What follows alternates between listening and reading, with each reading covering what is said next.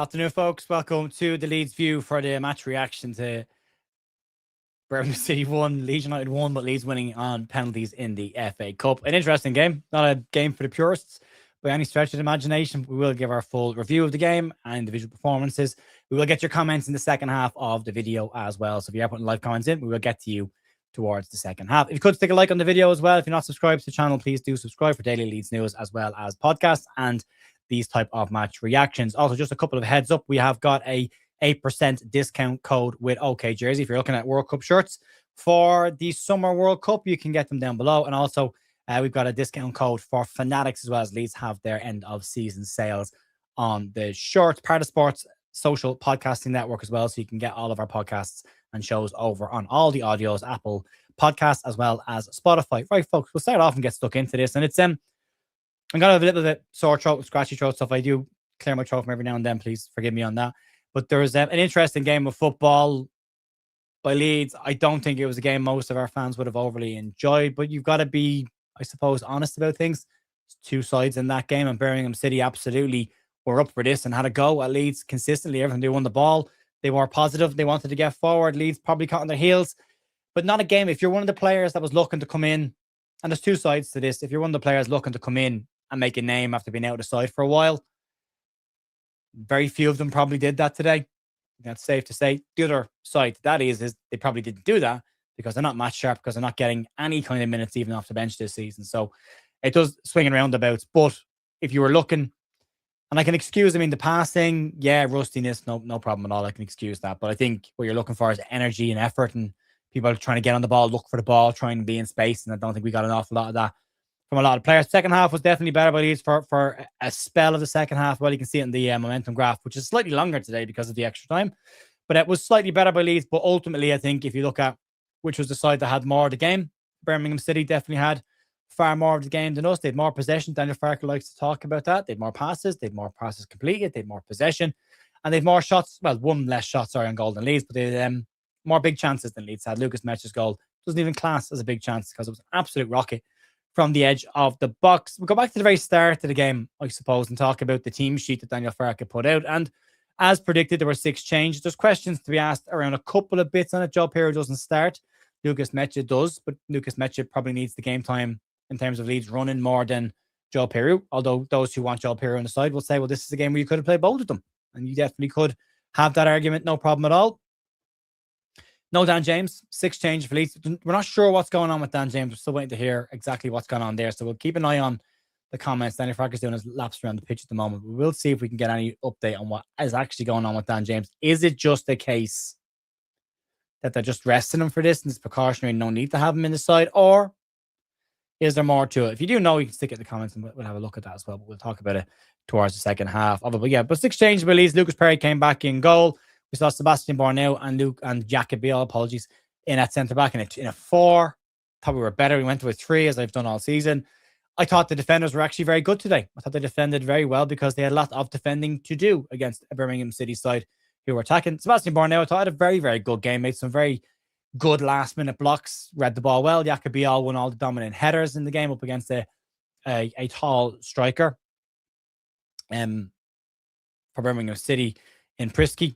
So I thought they did fine. Thought the fullbacks were good as well. Not so much on the attacking side of things, but very much from a defensive perspective. Thought they did their jobs really, really well. Lucas Perry in goal. Thought he had a very good game. He needed that. He needed that for himself more than anything else. Made some very good saves. Bit of luck on one, hit the post. Nothing he could do about it. He was the full length. He covered his goal. And then in this penalty shootout, he makes a very big save for a penalty. Good save for the penalty as well. Caught the balls that came in. One little moment where he came for a ball in the corner, didn't make it. But outside of that, I thought a very good game for Lucas Perry. I thought he did exactly what he needed to do, showed what he needed to show, trying at least to show Daniel Farke that there is still a calming goalkeeper in there. Thought he was very, very good. So from those players that came back into the side, I thought they all did relatively well. The midfield, not so much. Out Tanaka, Sean Longstaff both looked very rusty. Tanaka was playing in that more deep-lying midfield position, so you weren't expecting a huge amount of attacking from him, but there wasn't an awful lot of midfield battle going on either. We weren't winning duels against their midfield of Doyle, who, by the way, I thought was very, very good for them as well, and John Solis, who was good. There's some good players. Jay Stansfield, by the way, looks like a proper player. Busy player. Looks like a decent player, and will probably get better as he gets older. But yeah, he was very, very good for them as well. But we didn't win that midfield battle. Sean Longstaff has just got some wayward passes at times. He does bring an intensity level to the side. He does win a lot of tackles, but his passing at times can be a bit loose and lackluster. You can see why Daniel Farke likes Ilya Groove in there. Even if it is just simple passing, he keeps the ball and retains possession for Leeds. And Longstaff can be a bit sloppy, but he needed that game today, Sean Longstaff. And the fact that it went as long as it did, most of the players didn't need that. Longstaff probably did. And that will definitely benefit him. He's a good player for Leeds to have, but he needs to get sharp, and that will definitely help him. Outside of that, it probably wasn't brilliant for anybody else. Lucas Meche gets his goal, but the hold-up play wasn't really what you were looking for. He was getting bullied a bit by their centre half, Clara, who was very good for them as well. But again, as I say, it's not just about Leeds. There is an opposition side there, and I thought Birmingham were very, very good today, defensively and going forward. So overall performance, break it into two halves. First half, and I'll be really critical of the first half. Second half, not so much, just in case, before anyone thinks I'm being negative about the game. We won the game. We did win the game. We did. That is important. But from a first half performance, I just thought it was a poor half of football by Leeds. We went in 0-0 at half time, so did enough. And I think the defenders had a big part to play in that. Very good defensive display by them. But we conceded an awful lot of possession, kept giving the ball back very easily. We were slow in our build-up. We were static off the ball. There weren't players looking to get in the ball. There was no movement off the ball to try and find pockets of space to receive it. So you ended up with one player getting the ball and then being surrounded by Birmingham players and then ultimately just giving the ball away. We lacked intensity in that first half. We lacked physicality. It felt like a Champo game that we were getting a little bit bullied in at times in that first half. We concede, in general, for both halves, we concede far too many crosses into our penalty area and we give away way too many corners. And they are problems. Kai Wagner, who was linked with Leeds repeatedly over the last couple of years, the boys got a cracking delivery of a corner on him as well. They put some very, very dangerous crosses in. But again, the Leeds defense did very well, defended him. So again, depending on what way you want to look at the game, defensive performance by Leeds under a lot of pressure for a lot of time, they were very, very good. Attacking, less so. Keeping possession, less so. Second half, though, you go in at halftime 0-0. You think, all right, Daniel Farke will likely put a rocket up to them at halftime because he won't be happy with that. But he made a significant change, which was Ethan Ampadu. And immediately the intensity level in midfield went up straight away. Ampadu flying into tackles, putting people off, talking to players. There was a lot of frustration the first half. Sean Longstaff and Gabby Goodwinson were visibly annoyed at the lack of movement off the ball and were shouting at players. You could see there was some frustration there, and by Farke on the bench. Change happens at half time, and all of a sudden Leeds come into the game an awful lot more. We start to create a few chances. The system changes Slightly as well. James Justin starts to get forward a bit more. Now Okafor starts to come into the game. Facundo Buonanotte, I'm not sure this loan's going to work out. Poor enough start to the game. I actually thought he was coming into the game at the end of the first half before he was taken off. But the change in midfield was needed. Tanaka was pushed slightly forward and was getting better. But then went out of the game again a little bit before he was taken off. But leaves them more on the front foot. We get our goal, and that's great. Their goal comes from a deflected shot. It's a whopper of a shot, but it looks like it's going straight at Lucas Perry before it takes the deflection off James Justin's head and flies into the corner. And then towards the end of the second half, Birmingham was starting to get a foothold again. They're looking for counterattacks, starting to push Leeds back and starting to get at Leeds again. And we weren't dealing with it in terms of stopping those counterattacks, but we were dealing with it defensively and stopping them getting anything to the box. Osman on the left-hand side was causing a lot of problems without any real end product. Stansfield looked like the one that was going to do anything. When Patrick Roberts came on for them, he was very, very good, very dangerous, was causing Leeds problems. But Gabby Goodmunson did pretty well against him, bar the one moment for the shot. But then again, Gabby wasn't marking him at that point. It was just from a corner. It's a good hit, but it was, again, I think it was going straight at Perry when it takes the deflection and flies into the corner. Not a huge amount you can do about that. The extra time was, again, moments for Leeds. I think the decision-making is questionable at times for Leeds. Brendan Aronson got caught in two minds a couple of times. Joe Pirou towards the end of the game in the second half, and then the first and second half of extra time.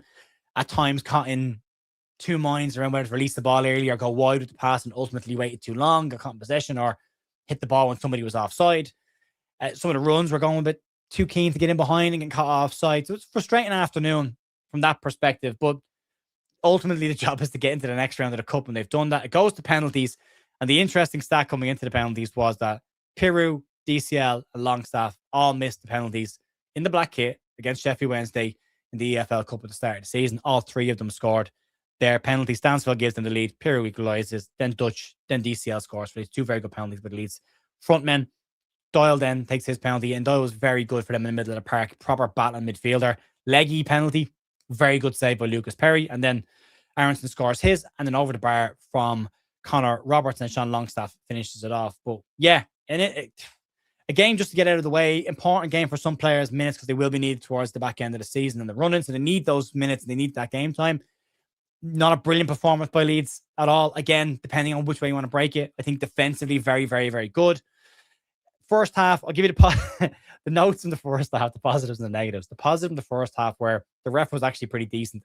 Outside of maybe not giving Lucas Mecha a couple of free kicks for shirt pulls, question mark on a penalty on both ends. There was a dive the referee very correctly saw and booked one of their players for. He possibly could have sent off Solis in midfield because he had gotten booked earlier on. He had a bit of a kick at Lucas Perry and Willie Nanto from a corner, and then a tackle in the second half that he got away with a bit. So he was probably lucky to still be on the park.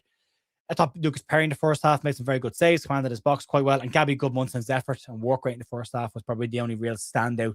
But again, Borneo and Beale dealt with what they had to deal with.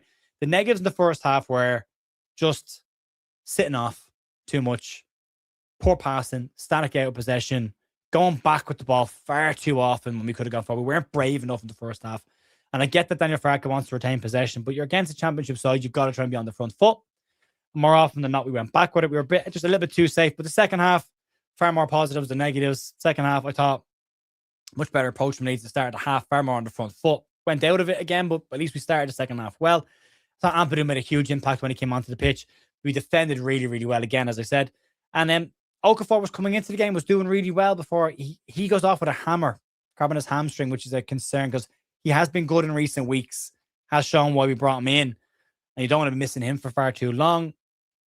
But then Brendan Aronson has to go into the left. You probably lose that busyness in the middle of the park a little bit. So we lost a bit of intensity in there at that point. Negatives-wise, dropped off towards the back end of the second half. And again, as I said, I think we concede far too many corners and far too many crosses into our penalty area. And the decision-making in the second half and in extra time was questionable. When you go through the first half of the game, the first 10 minutes was just really static by Leeds. And then if you go from the chances, 11 minutes Birmingham have a chance, 13 minutes Birmingham have a chance, 16 minutes Birmingham have a chance, 18 minutes Birmingham had a chance. Leeds' first real chance came in the 30th minute when it was a throw-in taken and Sean Longstaff smashed it from distance, and it was a really good save by the goalkeeper for a corner. And then Birmingham came straight back with another chance, and then Vicente got booked for diving in the penalty area. That was the first half. It was all one-way traffic. The momentum graph there probably backs that up again. And then the second half, it was, as I say, much better by Leeds United. It started well, got to go in the 49th minute. The goal is excellent for me.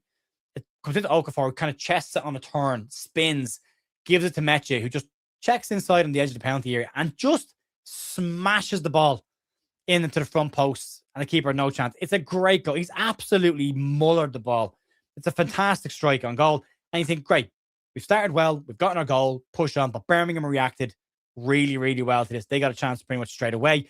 Osman broke down the right-hand side, plays the ball in for Stansfield again, and Beale got across really well to get a block in there. They got another chance on 59, a corner kick that was taken. Stansfield hit a volley, and it kind of takes a block off Beale, bounces clear, and then Borneo has to get a last-minute block in before it's cleared. 70th minute, again, it's another Birmingham chance. Osman again down, gets inside DCL and James Justin, has a chance to shoot. Borneo does really well again to get across and block the shot. 89th minute, Birmingham get their goal. Wagner's corner is cleared only as far as Patrick Roberts. His shot is then deflected in. 94 minutes, a long throw by Leeds. Aronson heads the ball into DCL, who takes a touch, and then it's blocked before it goes over the crossbar for a corner. In 96th minute, Birmingham another chance. Osman again on the left-hand side, gets in across, and then hits a shot. Rebound is then blocked by Yacobiel. So again, the defenders did their job today. They blocked the shots. In extra time, the really chances where Birmingham had started the better. Leeds had a chance. Bogle to DCL, and his shot was saved by the goalkeeper in period when he probably should have squared it for a tap in to Joe Pirro, and that's the decision making. I just don't think he sees Joe Pirro on the far side completely unmarked. It's tap in if he gets it across to him. And then it was a soft enough call for a penalty on Brendan Aronson at the end, but the replay showed the defender gets the ball, wins the ball, and then the legs get caught up, and that's it. But then goes to penalties. Ultimately, Leeds held their nerve in the penalty shootout. 4 penalty kicks taken, 4 penalties scored. So well done by Leeds. We're into the next round of the cup. I think there's probably a record in that for Daniel Farke somewhere in terms of getting into the next round of the cup. But it's not I guess, as I said before, not a game for the purists, but very much a game that Leeds needed to just win and get out of their system. Graham Smith's got the ratings in already. Nothing from Daniel Farke just yet, but we'll see what the story is. Start to wrap it up down in a sec. Vegas saying a mosquito landed on Tom Brady's face. He pummeled down lifeless right afterwards. Just saying. Getting Ampadu to extend his contract is vital. Yeah, they're working on that right now. And then Kev says, give Buonanotte a bit more time. Bit more of a chance, chaps. First game. Yeah, it is. 100% first game and very little football this year. I keep saying it. We should always say it. Let's not write off any players too early. They have an awful habit of coming back and proving us wrong. But look, ultimately, Leeds going to the half for the next round of the Cup. It's still an important win. Everyone's talking about momentum. Momentum is hugely important. Need to make sure that Noah Okafor is okay. We'll hopefully hear from Daniel Farke at some point. I'll just see if any comments have come in from Graham or Adam at this point yet. I can't see anything just at this moment. I'll just check Adam Popes, see if he's put anything up. But yeah, it is important for players to get minutes, players that will be important to Leeds in the back end of this season. But no, nothing from the manager just yet. We will cover it on the news tomorrow. You can check that out if you want to. Also, check out the news from Friday as well. There's some bits floating around. We're going to cover the transfer linked rumors. They are rumors and they're all probably nonsense. We are going to cover them and keep a note. I have a list of players that we're keeping a note of and who's saying who, and we'll go through at the end of the season as well. But yeah, that's where we are right now. And people are asking why get a loan player in January. They need time. They do need time. Yeah. He will need time to settle in. But yeah, leads into the next round of the Cup. There will be some form of a watch along on bigup.com for the draw tomorrow or a reaction to that draw. And then we go into Aston Villa. No watch along next week as I am at the Villa game next weekend. So it will be a reaction afterwards from the game. You can check that out. And as normal, we'll try and get we're trying to get Jerry McDermott on this week to look at the academy side and ones to watch young players that are coming through different age groups at the Leeds United Academy and ones to keep an eye on in the next couple of years. We'll talk to Jerry as well as normal stuff throughout the week, podcast and reaction to this on Tuesday night. So outside of that, folks, really appreciate you all joining us today. If you could hit a like on your way out the door, as Joe Wayman always says, pay your rent. Joe sends his best, by the way. Back soon. And we will be back tomorrow morning for more Leeds United news. You can check this out on all your audio platforms as well. There is an 8% discount code at OK Jersey as well if you want to get some World Cup shirts heading into the World Cup season. And we're also part of Sports Social Network, so you can get all of our podcasts, all of our shows across all of the audio platforms as well. Folks, that'll be it for me. Massive thank you as always for supporting the channel. I'll see you soon. Have a great rest of your weekend and your day. It's always easier when Leeds get a result. Talk to you soon. See you later.